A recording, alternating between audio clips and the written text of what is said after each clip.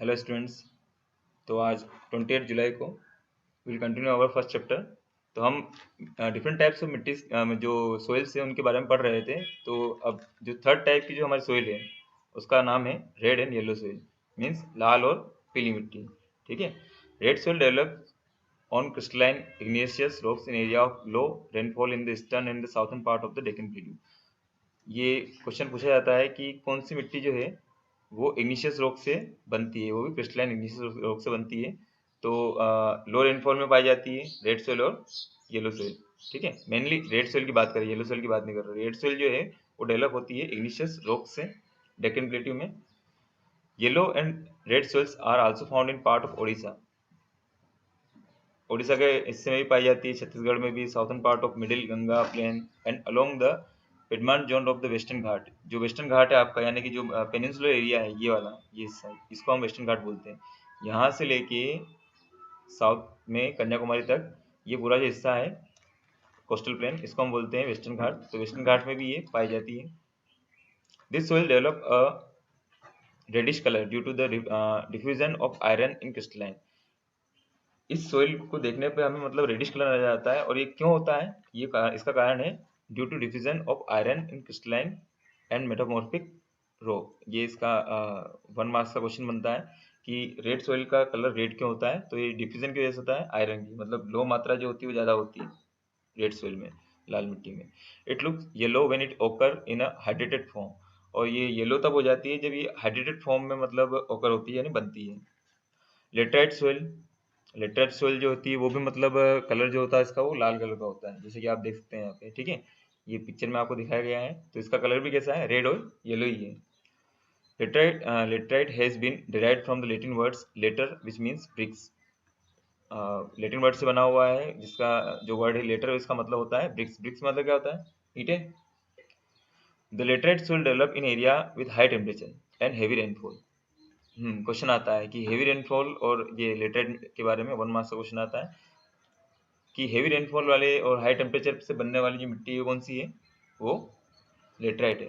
यहाँ पर हमने क्या पढ़ा था कि लो रेनफॉल से बनने वाली मिट्टी तो कौन सी है? रेड है। ठीक है, दोनों में बहुत ज़्यादा डिफरेंस है, एक लो रेनफॉल पर बनती है और एक हेवी रेनफॉल पर बनती है। ठीक है, this is the result of intense leaching. ये इंटेंस लीचिंग, ठीक है। अगर वो हेवी रेनफॉल दे नहीं दे, पर ये वर्ड तो देते ही देते हैं कि ज़्यादा जब मिट्टी का कटाव होता है, लीचिंग होती है हेवी रेनफॉल की वजह से, तो कौन सी मिट्टी बनती है? लेटराइट सोइल बनती है। तो ये वर्ड याद रखना, इंटेंस लीचिंग से बनने वाली मिट्टी कौन सी है? लेटराइट है। ठीक है। Humus content of the soil is low because most of the microorganisms, particularly the decomposer like bacteria, get destroyed due to high temperature. अब यहाँ इसमें जो ह्यूमस होता है, ह्यूमस हमने पढ़ा था कि मतलब एलुवियल सोइल में ज़्यादा होता है। ठीक है, पर जो इसमें ह्यूमस होता है वो बहुत ही कम मात्रा में होता है। इसका ह्यूमस की परसेंटेज है वो बहुत ही कम होते हैं। क्यों होते हैं कम? क्योंकि हेवी रेनफॉल की वजह से जो माइक्रो ऑर्गेनिज्म रहते हैं इसके अंदर, मिट्टी के अंदर पाए जाने वाले, वो सब क्या हो जाते हैं? मर जाते हैं या तो, ठीक है, खत्म हो जाते हैं। और हाई टेम्परेचर भी इसका एक कारण है। हेवी रेनफॉल तो ही है पर हाई टेम्परेचर भी है। Laterite soil are suitable for cultivation with adequate dosage of manure and fertiliser. Laterite soil को हम मतलब कल्टीवेशन के लिए यूज कर सकते हैं। कब जाके? जब हम सही मात्रा में एडोकेंट डोसेज दें। किसका? मेन्योर्स का, यानी कि जो आपकी क्या बोलते हैं, खाद का, और फर्टिलाइजर्स का। ठीक है। This soils are mainly found in Karnataka. अब ये सोइल जो है मेनली मतलब आपके साउथ में पाई जाती है, कर्नाटका, केरल, तमिलनाडु, मध्य प्रदेश में भी कई कई हिस्सों में है, और hilly area of Orissa and Assam. After adopting, अब यहाँ पे असम और उड़ीसा क्यों आया है? क्योंकि उड़ीसा, असम में मतलब ब्रह्मपुत्र नदी है और वहाँ पे हेवी रेनफॉल होता है। ठीक है, इसलिए वहाँ पर थोड़ा जो उसका आसपास के एरिया है वहाँ पर लेटर सोइल पाई जाती है। और उड़ीसा जो है, उड़ीसा में भी मतलब जो महानदी है, ठीक है, वहाँ पर भी मतलब जो हेवी रेनफॉल और हाई टेम्परेचर रहता है, इसलिए वहाँ पर लेटर सोइल पाई जाती है। तो हर जगह का कारण दिख रहा है हमें कि कौन सी सोइल क्यों पाई जा रही है। After adopting appropriate soil conservation techniques, particularly in the hilly area of Karnataka, Kerala and Tamil Nadu, this soil is very useful for growing tea and coffee. देखो, हमने पढ़ा कि इन तीनों स्टेट में मेनली मतलब ये सोइल पाई जाती है और कल्टीवेशन के लिए इतनी अच्छी है नहीं, पर वहाँ पर जो पहाड़ी इलाके हैं वहाँ पर मतलब हमने अप्रोप्रिएट मतलब मेजर्स उपयोग किए हैं हिली एरिया में, और वहाँ पे सीढ़ीदार खेती करना शुरू की है, जिसको हम मतलब सीढ़ीनुमा खेती बोलते हैं। जब जमीन को मतलब जो पहाड़ी इलाका होता है उसको काट के हम समतल कर देते हैं। तो आज आप देखोगे तो जो केरल और तमिलनाडु के बीच में जो पहाड़ियाँ हैं जिनको हम कार्डेमम पहाड़ियाँ भी बोलते हैं, यानी इलायची की पहाड़ियाँ या अन्नामिडी की पहाड़ी, ठीक है, या नीलगिरी की पहाड़ियाँ, मतलब बहुत सारी पहाड़ियाँ वहाँ पे, पर आप तो सिर्फ याद रख लो नीलगिरी की पहाड़ियाँ वहाँ पे मेनली, ठीक है। तो वहाँ पर अधिकतर किसी को खेती होती है, टी और कॉफ़ी की, ठीक है। तो इंडिया में टी और कॉफ़ी असम को मतलब असम के अलावा टी की जो खेती होती है, चाय की खेती जो होती है वो कहाँ होती है, तमिलनाडु और केरल के बॉर्डर एरिया में, ठीक है। Red laterite soil in Tamil Nadu, Andhra Pradesh and Kerala are more suitable for crops like cashew nut. अब cashew nut किसको बोलते हैं मालूम है? आप वो खाते ना काजू, काजू को cashew nut बोलते हैं। तो cashew nut के लिए जो सुटेबल मिट्टी है वो रेड लाइट सोइल है। यहाँ तक कि हमारे मेरे खुद के मतलब में जो बुआ है उनके पास में पूरा बगीचा है काजू का, ठीक है। मुझे भी आश्चर्य हुआ था पहली बार जाके देखा था मैंने। एराइट सोइल ये क्या है? मरुस्थलीय मिट्टी। तो मरुस्थलीय मिट्टी के बारे में क्वेश्चन पूछते हैं क्या? Red soil range from red to brown in colour. इसकी जो रेंज है वो रेड भी होती है ये और ब्राउन भी होती है कलर में। They are generally sandy in texture, इनको दिखने में ये मतलब बालुई मिट्टी जैसी होती है। एंड सलाइन इन नेचर, और खारी होती है। In some area the salt content is very high and common salt is obtain by evaporating the water. कुछ एरिया में जो साल का कंटेंट होता है, मतलब जो नमक की मात्रा होती है इनमें, वो बहुत ज़्यादा हाई होती है, और कॉमन सॉल्ट भी इससे प्राप्त किया जा सकता है, ठीक है, वाटर को इवोपरेट करके। Due to the dry climate high temperature, चूँकि मतलब जो रेगिस्तान इलाके होते हैं वहाँ पे क्लाइमेट कैसा होता है, सूखा होता है, और टेम्परेचर भी वहाँ पे हाई होता है। Evaporation is faster and the soil lacks humus and moisture, और वहाँ पर इवोपरेशन जब टेम्परेचर हाई होगा, ठीक है, और क्लाइमेट ड्राई होगा तो इवोपरेशन भी क्या होगा, तेजी से होगा। तो इवोपरेशन जब वाष्पीकरण अगर तेजी से होगा तो क्या होगा कि मतलब वहाँ पे जो ह्यूमस है और मॉइस्चर है वो कम से कम मौजूद होगा। आप देखते हो कि मतलब जो मरुस्थलीय मिट्टी है उसमें कम मात्रा में आर्द्रता होती है, नमी जो है वो कम होती है, होती नहीं है, एक तरह से ना के बराबर होती है। The lower horizons of the soil are occupied by kankar because of the increasing calcium content downward. जो लोअर होरिजन है यानी कि नीचे वाला जो मतलब पोर्शन है, क्षैतिज एरिया जो है, वहाँ पर कंकर होते हैं, क्योंकि कैल्शियम कंटेंट जो है वो नीचे जाते जाते मतलब बढ़ते जाते हैं। द कंकर layer formation in the bottom horizon restrict the infiltration of water. जब कंकर जो है नीचे वाले हिस्से में जाके ज़्यादा जम जाते हैं तो इससे जो वाटर का जो फिल्ट्रेशन है यानी कि ज़मीन में जाने की जो मतलब उसकी कैपेसिटी है वो क्या हो जाती है, ख़त्म हो जाती है। जैसे आप देखोगे आपके यहाँ पे खेती मतलब बारिश होती है, बारिश होने के बाद में पानी इकट्ठा होता है और धीरे धीरे ज़मीन की मतलब ज़मीन में रिसता रिसता जाता है, रिसता कि नहीं रिसता है, रिसता है ना। तो अगर वो रिसने की प्रक्रिया नहीं होगी तो क्या होगा, ज़मीन में पानी जाएगा, वो तो ऊपर से होके बह जाएगा, ठीक है, पर वहाँ पर ऐसा नहीं हो पाता है। After proper irrigation, this soil become cultivable as has been in the case of western Rajasthan. ऐसा नहीं है कि राजस्थान में खेती होती ही नहीं है, राजस्थान में भी खेती होती है।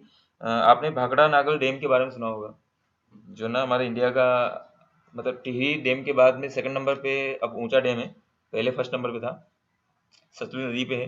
तो वहां से एक नहर निकाली गई है, केनल निकाली गई है, उसका नाम है इंदिरा गांधी केनल, ठीक है। जो इंदिरा गांधी केनल है वो राजस्थान में आती है, जो उसके ड्राई एरिया है या हम कहें कि डेजर्ट एरिया है, और उस नहर की वजह से जो पानी लेके आती है नहर, उससे मतलब वहाँ पर क्या होता है, कल्टीवेशन होता है। तो वेस्टर्न राजस्थान में कल्टीवेशन इंदिरा नहर की वजह से होता है।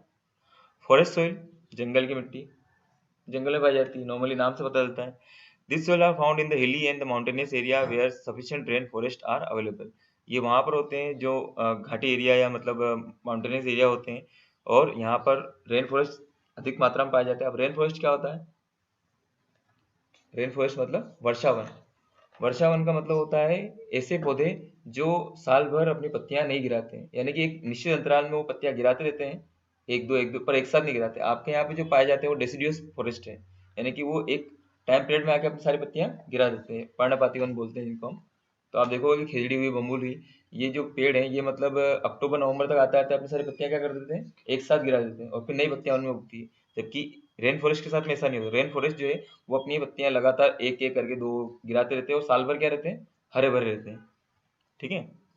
The soil texture varies according to the mountain environment where they are found. अब जो सोइल का जो टेक्सचर है यानी कि जो इसकी कलरिंग है वो बदलता रहता है। जब आप ऊपर जाओगे तो वहां पर कलर अलग होगा, जैसे नीचे आते जाओगे वहां पर उसका कलर चेंज होता जाता है।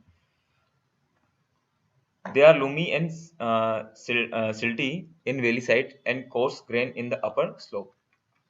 देखो, जो घाटी इलाका है जिसको हम मतलब माउंटेन का अगर जो सबसे निचला इलाका होता है उसको हम बोलते हैं घाटी एरिया। क्योंकि घाटी इसको बोलते हैं जब दो पहाड़ हो उसके बीच की जो जगह होती है, निचली जगह, उसको हम बोलते हैं वैली। तो वैली एरिया में जो मिट्टी पाई जाती है वो लूमी होती है, मतलब गीली, या हम बोले कि मतलब सिल्टी। ठीक है, मतलब उसकी जो साइज होती है वो कैसे होती है, छोटी होती है। पर जैसे जैसे हम मतलब ऊपर जाते जाते हैं तो ये जो मिट्टी है वो कैसी होती जाती है, कोर्स होती जाती है, मोटी होती जाती है। In the snow covered area of the Himalaya, this soil experience denudations and are exceeded with low humus content। जो माउंटेन में बर्फ से घिरे होते हैं वहाँ की जो मिट्टी होती है वो एसिडिक नेचर की हो जाती है जाते जाते। ठीक है, और इसमें ह्यूमस का कंटेंट भी क्या होता जाता है, कम होता जाता है। The soil found in the lower part of the valley, particularly on the river, terrains and alluvial fens are fertile। Valley, जैसे कि मैंने आपको पहले बताया, सबसे लोअर एरिया है माउंटेन का, तो वहां पर जो मिट्टी पाई जाएगी वो तो या तो मतलब कैसी होगी, फर्टाइल भी होगी और एल्यूवियल होगी। ठीक है, क्योंकि वो जो है वो बारीक होती है मिट्टी। अब नेक्स्ट क्वेश्चन जो आएगा आपको सोइल इरोजन से आएगा और सोइल कंजर्वेशन से आएगा, कि सोइल इरोजन किसे कहते हैं और किस प्रकार से हम सोइल का कंजर्वेशन कर सकते हैं, बचा के सकते हैं उसको इरोजन से।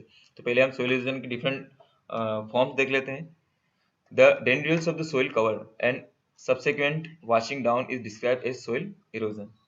तो ये डेफिनेशन आप को डिफिकल्ट लग सकती है, तो इसलिए इससे अच्छा ये लिख सकते हो कि मतलब displacement of upper layer of the soil is called soil erosion. ठीक है, सोइल की अपर लेयर का डिस्प्लेसमेंट ही क्या कहलाता है, सोइल इरोजन कहलाता है। पर अगर आपको ये डेफिनेशन याद हो तो अच्छी बात है, कर सकते हो आप। The process of the soil formation and erosion go on simultaneously। देखो, मिट्टी का बनना और मिट्टी का कटाव दोनों साइमल्टेनियसली चलते हैं, एक साथ चलते हैं। And generally there is a balance between the two, और दोनों के बीच में बैलेंस भी होता है, बना संतुलन बना रहता है। Sometimes this balance is disturbed due to the human activity like deforestation. पर कई बार जो है ये बैलेंस बिगड़ जाता है हमारे इंसानी क्रियाकलापों से। अब वो इंसानी क्रियाकलाप हमने पहले ही पढ़े हुए हैं, डिफोरेस्टेशन, ओवरग्रेजिंग, कंस्ट्रक्शन और माइनिंग, ये सोइल इरोजन को बढ़ावा देते हैं।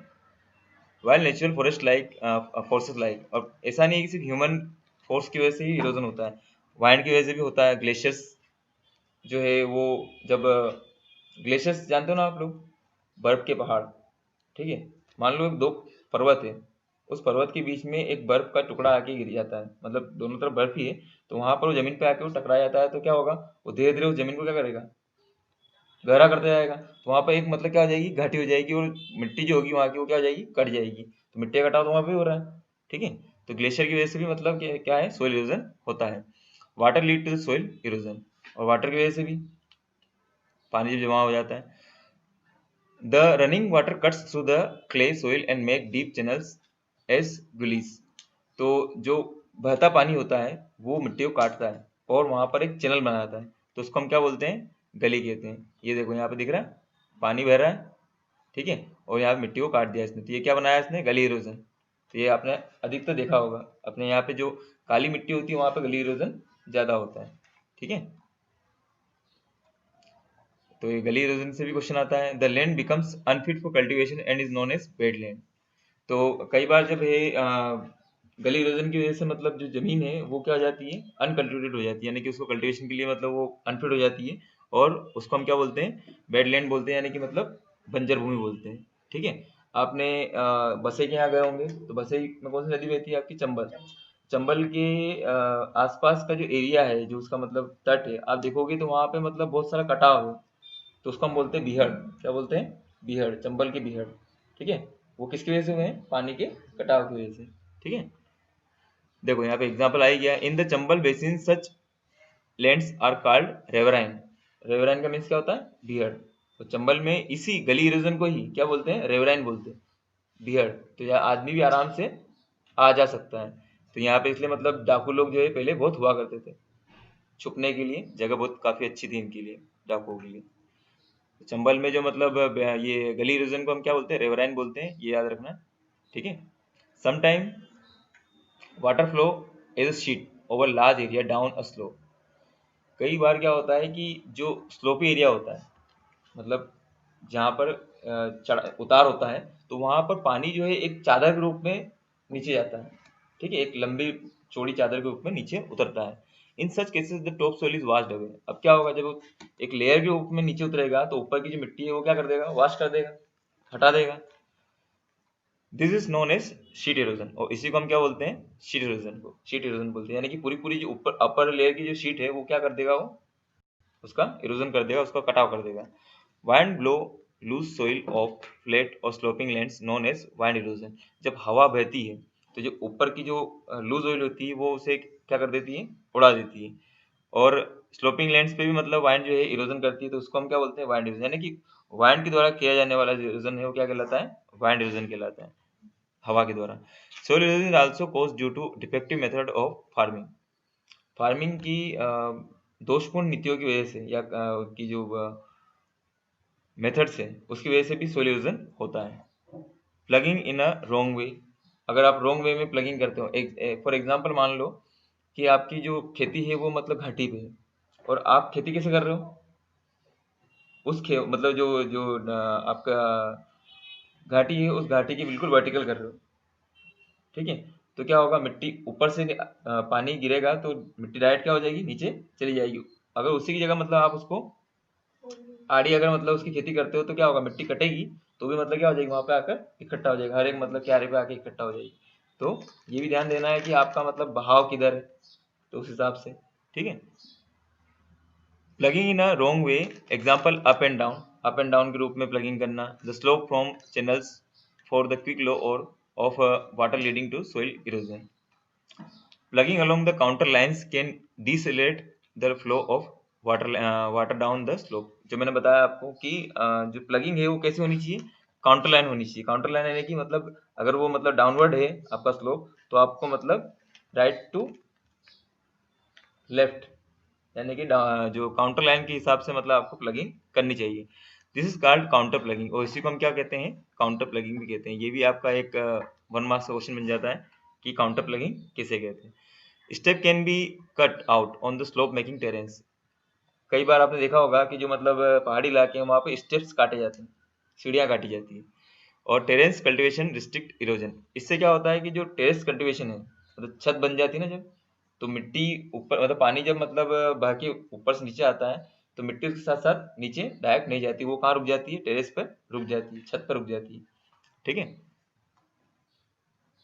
Western and central Himalayas have well developed terrace farming. वहाँ पर टेरेस फार्मिंग काफ़ी ज़्यादा डेवलप्ड हो चुकी है, क्योंकि वहाँ पर मतलब प्लेन एरिया तो है नहीं हिमालय रीजन में, तो वहाँ पर टेरेस फार्मिंग को मतलब बढ़ावा दिया गया है।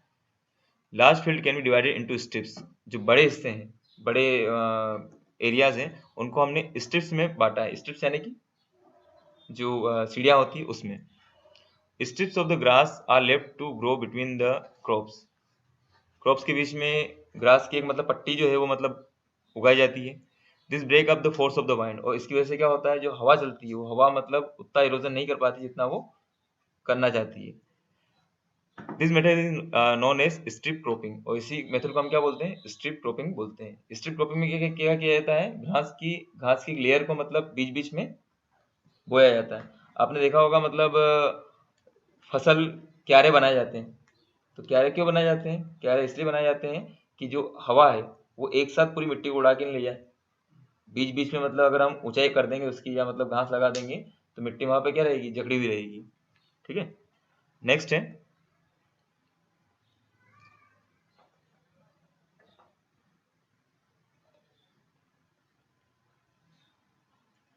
this method is known as strip cropping. Planting lines of trees to create shelter also works in a similar way।